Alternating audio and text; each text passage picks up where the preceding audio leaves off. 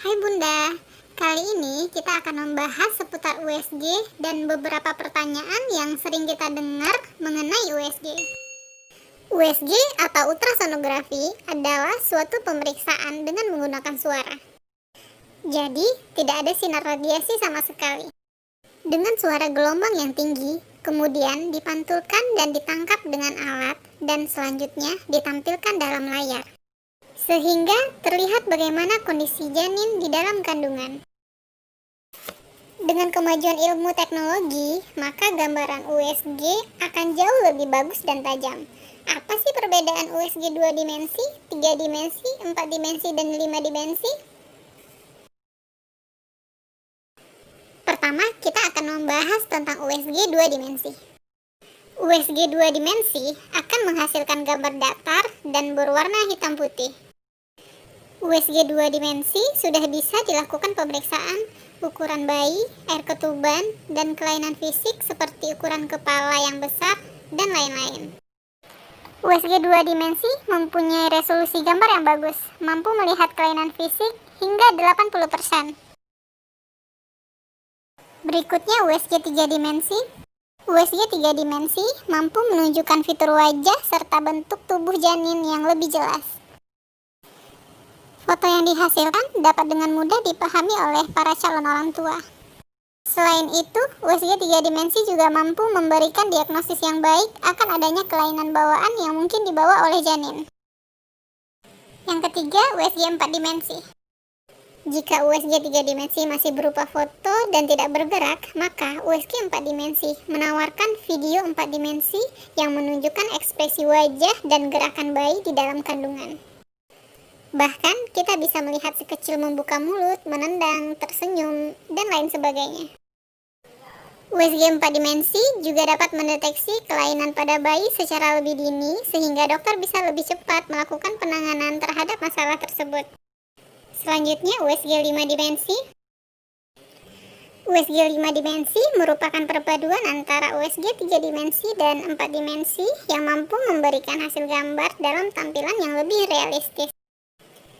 Alat ini akan menunjukkan bayi dengan warna kemerahan, seolah-olah calon orang tua bisa melihat langsung bayi di dalam rahim.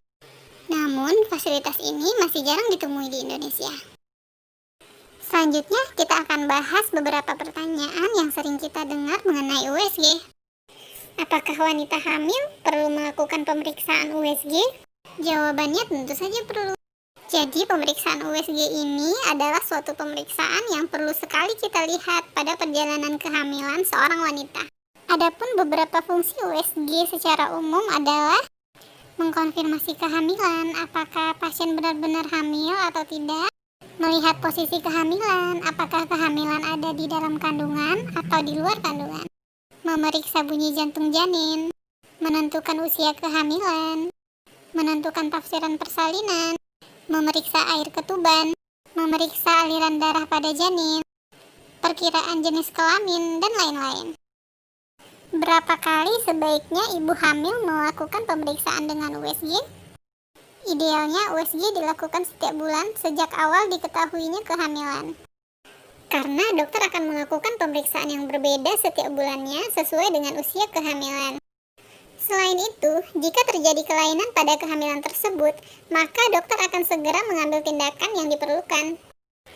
Namun, jika memang tidak memungkinkan untuk melakukan pemeriksaan USG setiap bulannya, menurut WHO, USG bisa dilakukan minimal 4 kali selama masa kehamilan, yaitu 1 kali pada trimester pertama, dan 1 kali pada trimester kedua, dan 2 kali pada trimester ketiga.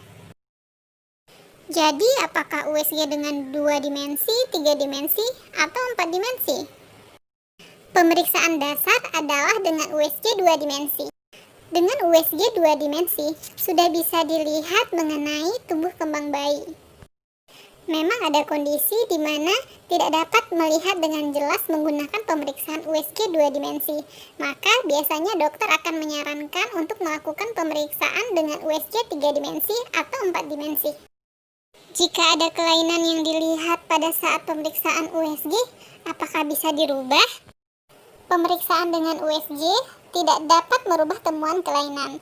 Tetapi dengan USG, dokter bisa mengantisipasi kelainan tersebut untuk diambil tindakan yang lebih awal. Nah, begitulah informasi tentang USG.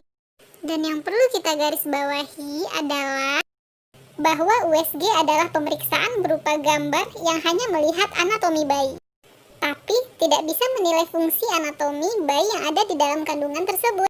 Realnya baru bisa kita lihat pada saat bayi sudah dilahirkan. Semoga informasi ini bisa bermanfaat ya. Salam sehat.